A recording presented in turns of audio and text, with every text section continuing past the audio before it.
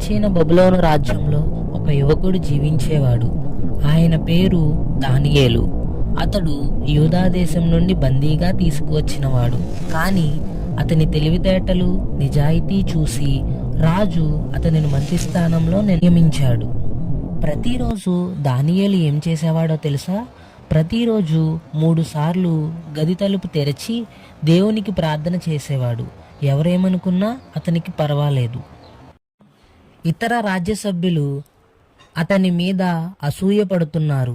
ఇతడు మంత్రివర్గంలో చాలా గొప్పవంతుడు, అతన్ని తొలగించాలి అని కుట్ర వేశారు.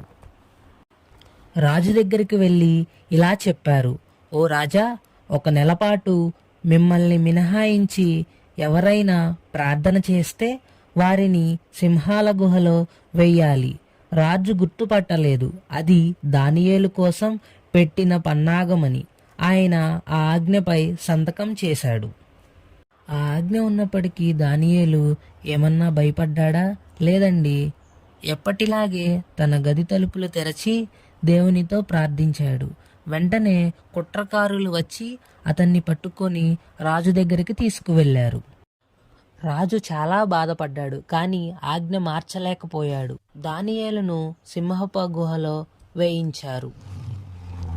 రాత్రంతా రాజు నిద్రపోలేదు. ఉదయాన్నే గుహ వద్దకు వచ్చి ఇలా కేక వేశాడు: దానియేలా, నీ దేవుడు నిన్ను కాపాడగలిగాడా?